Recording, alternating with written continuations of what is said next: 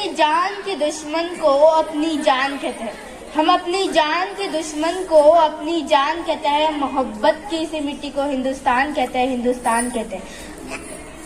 जो दुनिया में सुनाई दे उसे कहते हैं खामोशी, जो आंखों में दिखाई दे उसे तूफान कहते हैं। जो ये दीवार का सुराग है साहब, जो ये दीवार का सुराग है, चाइना, अमेरिका, पाकिस्तान साजिशों का हिस्सा है, मगर हम इसे अपने घर का रोशनदान कहते हैं, अपने घर का रोशनदान कहते हैं। आजादी, आजादी का असली मतलब वही समझ सकता है जिसने कभी गुलामी की हो। हम तो सौभाग्यशाली है कि हमने स्वतंत्र भारत में जन्म लिया। यूँ तो आजादी की लौ 1857 में जो चुकी थी, जो वर्षाल बनकर 1947 को हमारे देश को आजाद कर ले। प्राचीन, मध्यकालीन और वर्तमान भारत के उदाहरणों से मैं ये स्पष्ट कर दूं कि जब हम फिरंगियों के फेरे में फंस गए थे, तब रंग दे बसंती चोला के एक आवाज पर टोलों के टोले उमड़ाते थे और वंदे मातरम के नारों से खून में आने वाला 5 डिग्री का तूफान अंग्रेजी शास्त्रों के जड़ में तूफान ला देता था। लोग मर जाते थे, मिट जाते थे, फांसी चढ़ जाते थे, क्योंकि वो भी अपनी देशभक्ति साबित कर होते थे। तब देश बलिदान मांगता था, तब देश लड़ जाने को, मिट जाने को, फांसी चढ़ जाने को कहता था। लेकिन आज देश बलिदान नहीं मांगता।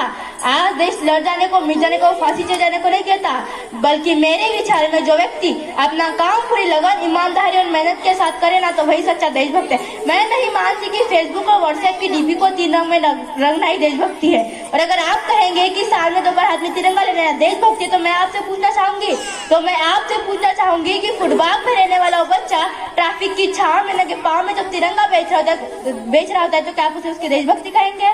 तो क्या आप उसे उसकी देशभक्ति कहेंगे? नहीं, ये उसकी देशभक्ति नहीं, उसके पेट की भूख की शक्ति है जो उसे ऐसा करने पर मजबूर कर देती है। क्योंकि ना मस्जिद को जानते हैं, ना शिवालों को जानते हैं। जो पेट के भूखे होते हैं ना, वो सिर्फ भोजन के निवालों को जानते हैं, वो सिर्फ भोजन के निवालों को जानते हैं। अपने समाज, अपने राष्ट्र, अपने वतन के लिए समर्पण का भाव है हमारी सच्ची देशभक्ति। और हर देशद्रोही के जीवन में आने वाला तूफान है हमारी सच्ची देशभक्ति, ताकि हर देशद्रोही ये समझ सके कि अगर तू परिंदा है तो ये आसमान तेरा है, अगर तू दरिंदा है तो ये शमशान तेरा है। भाईचारे से रहना तेरा है इस जमीन पर, वरना ये कब्र भी तेरा है और ये कब्रिस्तान तेरा है, ये कब्रिस्तान तेरा है। लेकिन एक देशद्रोह से ज्यादा हमारी सच्ची देशभक्ति तब बात होती है जब एक बेटा अपने बूढ़े माँ बाप को वृद्धाश्रम की चौखट पर छोड़ा थे। कराउती हो देशभक्ति जब मुसीबत में होते लोगों की जान बचाने दादा, हम अब सेल्फी लेकर अपने लाइफ बढ़ाने में लगे रहते। आज को वो युवा जिनके ऊपर जिम्मेदारी थी अपने समाज, अपने राष्ट्र, अपने देश की आशाओं को बांधे रखने की, वही युवा आज 4 बाई 4 की छोटी सी स्क्रीन पर अपने कोमल उंगलियों के घर्षण मात्र से अपने भावनाओं की मौजी भेज रहा है। क्योंकि हमने के समाज में जीते हैं जब लड़कों से बात करता देख जो भाई हड़काते हैं, जहाँ लड़कों से बात करता देख जो भाई हड़काते हैं, वही भाई अपने गर्लफ्रेंड के पीछे घर में को सुनाते हैं। और मैं बता दूं कि आज भी हमारा देश मेरा सुरक्षा के मामले में 4थे नंबर पर आता है।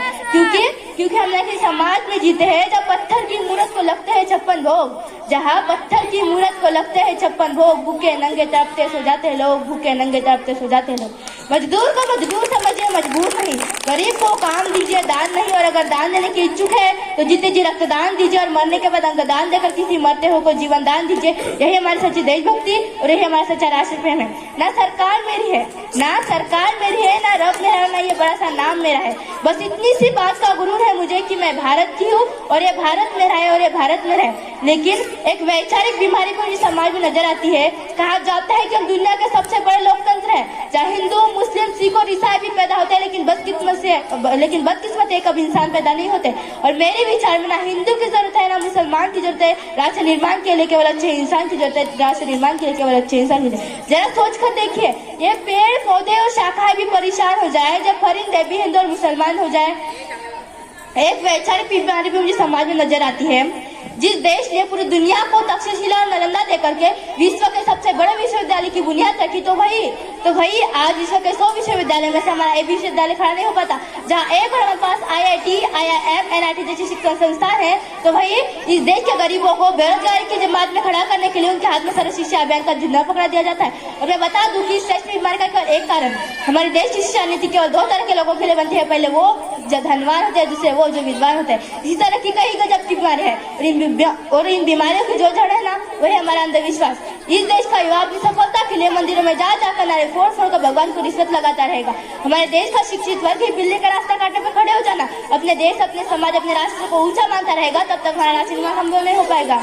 हमारी संस्कृति, हमारी सभ्यता को दुनिया ने शीश नवाया है, तो तो फिर क्यों हमने आस्था के नाम पर अंधविश्वास फैलाया है?